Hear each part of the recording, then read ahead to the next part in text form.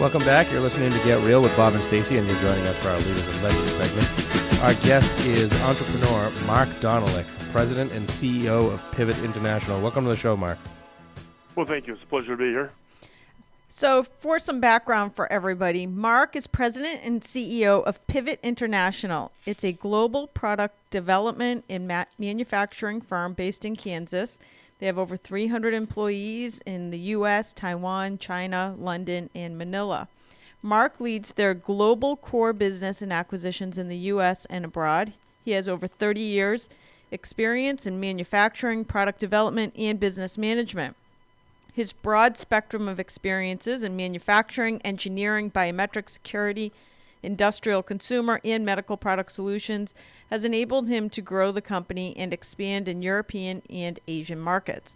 Since he acquired Pivot in 2012, he has leveraged his business experience and passion for innovation to develop, engineer, and manufacture solutions for clients in various industries.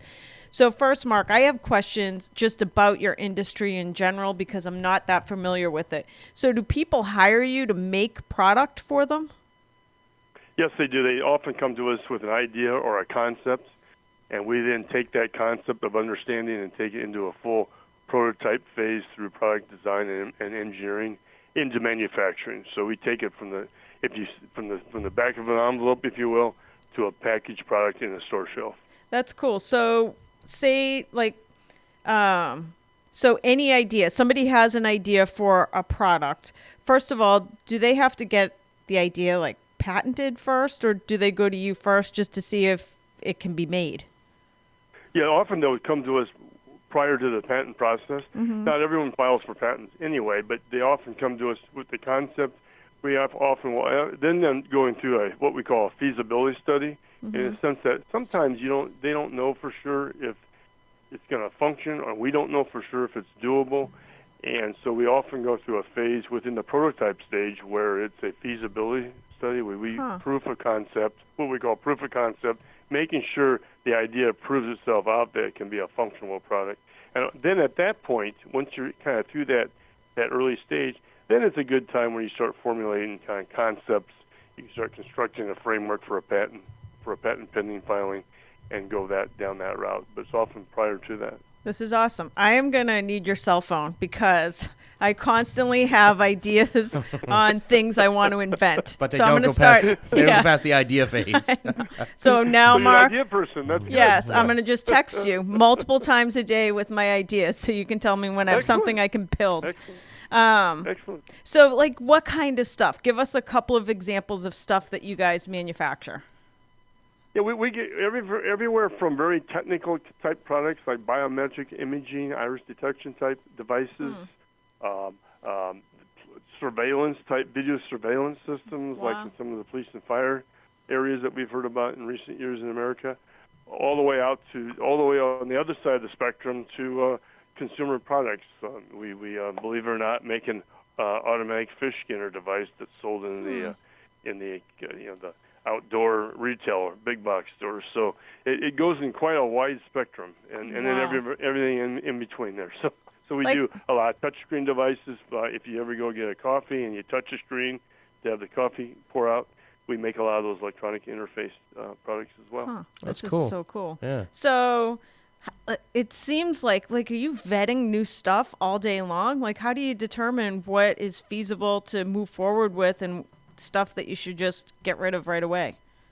Well, we have it's a good question. We have really three different segments of types of people that approach us: the entrepreneur, the startup type person, the middle market company, and actually some big billion-dollar companies as well. You would think they would have all the skills in house that we have, but it's amazing how many clients we have that are big corporations.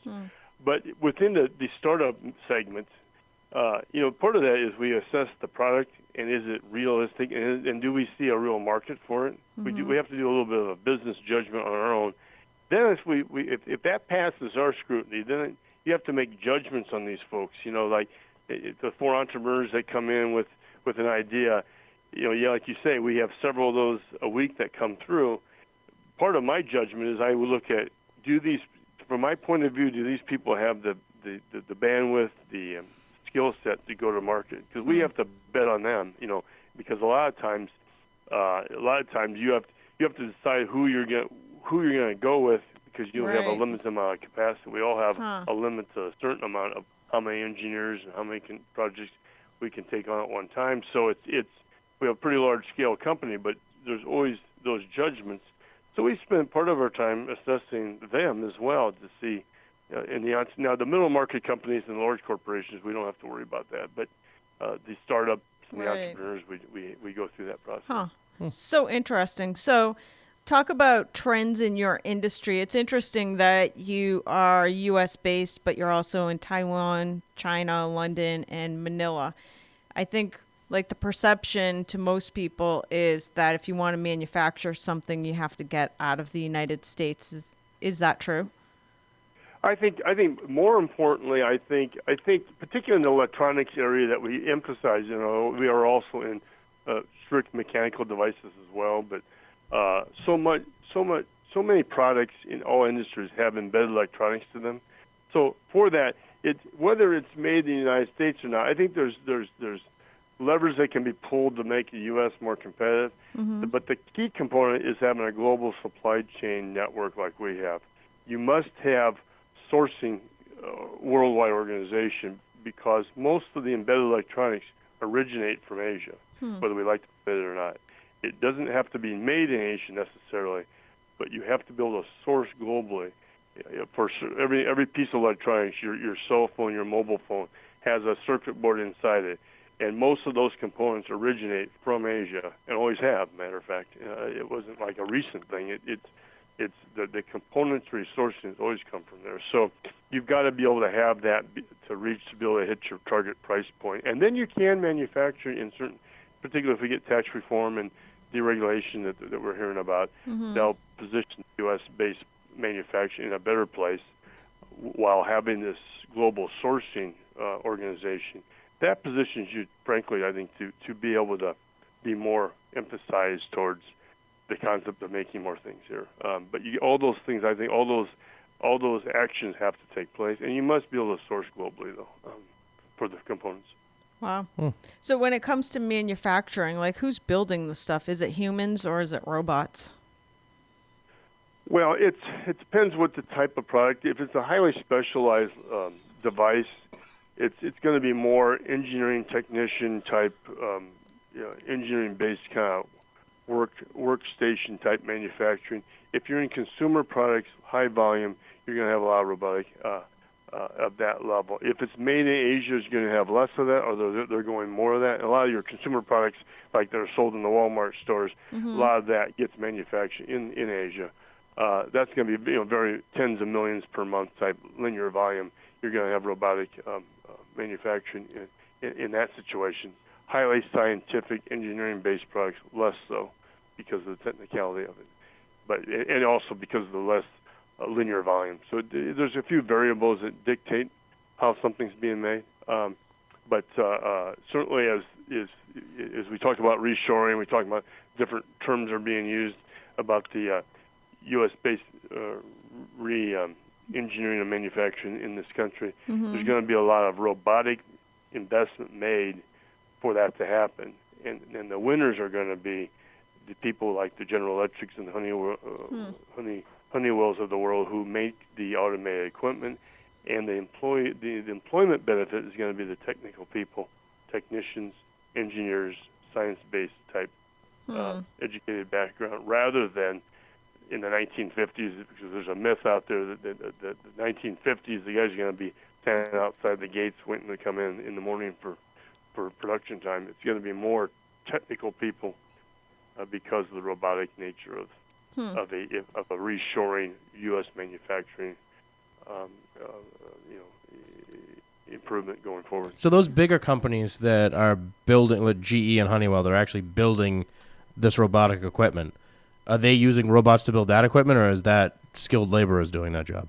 I think it's a combination, depending on what type of piece of equipment. I think it's going to be both. You're going to have a lot of robotics in a sense that CNC, automatic CNC type equipment, making some of that large equipment. It's going to be. I think there's a combination. Some of it will be robotics, and some of it will be just highly technical people in those technical industries. So it's going to be a combination. So if somebody comes to, let's just say it's a startup and they have an idea for a new gadget of whatever kind, how long does it take to actually get something to market? Especially because you're talking about sometimes in some of the situations, not only do you have to build the product, you might have to build the robot to build the product. So it seems like it could take years for something to come to market. Right. Well, I think we normally can, if an entrepreneur comes in for like a consumer-based product or a basic product, 9 to 12 months is what we normally say, because not everything goes immediately to robotics. With our footprint, Right. we have a global company where we manufacture in Asia as well as the United States. We do both. We kind of decide where we're going to do something at based on lots of factors. But you don't have robotics necessarily in a lot of the embedded electronics devices. So, and typically you don't in most of these products. So yeah, we can have that product in the hands of the customer within the 12-month period normally. And really, the gating factor often is the tooling that's associated with the. If you look at your phone, you have electronics inside it with a housing on the outside. Well, that takes tooling to make the housing, and often that becomes the gating factor of not getting to market 6 to 9 months versus 9 to 12 months. The other factors, if it's an entrepreneur, what we see though, what often is a gating factor is in an entrepreneurial type situation, is do they have the capital structure to go into production as quickly as we're ready? And that's a different kind of area of discussion in terms of what are some of the challenges we see in entrepreneurs. That's one of them. Do they have the capital plan in place to know that the kind of money they're going to have to outlay to start production? And then that can cause a delay because they have to go through a fundraise or they have to figure out how to pay for it. Right. Tell us about, I know that you were a recent sponsor and judge at the annual Kansas City Make 48 competition for people that want to innovate, inventors like me. Like you that haven't invented yet. I'm very excited that I have Mark's phone number. So other inventors like me. Yes. So talk about what the competition is. Yeah, it's kind of an offbeat of Shark Tank, although in a different facet. It's a certain teams get selected for an idea. And the Make 48 stands for Make It in 48 Hours. So what's interesting about this and what other news networks have been interested in because they've been intrigued by it is that the idea is that these teams show up and they have with nothing, and they have 48 hours to make a functional prototype, and then they get judged on it. And then the winner, QVC, gets involved in it. Some other kind of pathways to market get involved with it that helps the entrepreneur go to market, whoever wins. And so it's a great venue for the entrepreneur as well, because if you win or take second or third, you now have an automatic buy-in pathway to help go to market, because they're part of the program, they're part of the sponsorship, they're part of the involvement. But what's interesting about it is that it's within a 48-hour period, these people come up from inception and develop a functional prototype within a 48-hour time frame. Wow. So that's what's interesting about it. Yeah, wow. It's a lot. They stay up all night. It's 48 hours straight. That's awesome. And they've got 3D printing in there. There's various companies donate equipment for the show to help give them the tools in which to make that happen. But it's still extremely impressive. When you think about a prototype, often will take 8 to 12 months, or 8 to 12 weeks, 8 to 12 weeks, and these people get it within a 48-hour time. So these people are working on what I would call Stacy time. Yeah. She'll come up with the idea. 48 hours later, it's on her desk. Yeah. 3 minutes later, I'll text Mark. Stacy would love it. It sounds like. Yeah. Oh, she would. So we only have a couple of minutes left, but you mentioned 3D printing. Is that competition for you? No, it's not. In fact, it's an enhancer for us. Because you could maybe, if we were just a standalone prototype company, perhaps it could be theoretically, or maybe someday. And I wouldn't say today it would be either in that situation. But for us, it helps our process. So if we think a 9 to 12 month period from start to finish, we feel, and we have 3D printing capabilities in our company right now as we speak in our research and prototype function, is that we think it takes 2 months off that cycle theoretically, because there's normally 2 to 3 rounds of prototyping to get it refined down to the level that we need it to be take it down to the next step of the process. And every iteration is a 3 to 4 week iteration. Once you get it done and you look at it, you test it, and then you go back and make adjustments to that. So within a matter of a 1 day or 2 day period, we can do it through those rounds instead of 3 to 4 weeks. So it's really an enhancer to getting a product to market. That's kind of cool. So you're doing it for the prototype, but then, so once you have the prototype, due to the cost, are you not manufacturing it through 3D printing? No, we're not. I think there's a lot of discussion about it's kind of like other technologies.com in the late 90s, radio in the 1920s. The concept of the technology and the immediacy of where people thought it was already going to be always accelerates ahead of where it really is at. I mean, there's exceptions to that. There are some people using 3D printing for manufacturing, but largely speaking, where it's really being a benefit at this moment in time is in the product development stage. Someday, I'm sure it will move in a heavy dosage of manufacturing, but realistically now it's more about an aid to product development and prototype turnaround, and over time, it's of course going to move in more and more into manufacturing. But no, we don't use it for manufacturing at this time. You know, what's also good about 3D printing capability when you're in our business is it allows us to put a product in the customer's hand in an early stage period of time for form factor purposes, to see for themselves, is this what you're talking about? Is this what you're kind of trying to achieve in real time? And that's what's really official. Awesome stuff. Great. So thank you for joining us. This is Mark Dohnalek. You can follow him. You can check out his website. First of all, it is Pivot INT for Pivot International. So pivotint.com or his website markdohnalek.com, and that's DOHNALEK. Or you can follow him on Twitter at PivotINT or Mark Dohnalek. Thank you so much for joining us today. Thanks, Mark. Well, thank you. It's been a pleasure. That's all for this edition of Get Real. Make sure you join us again next weekend for more.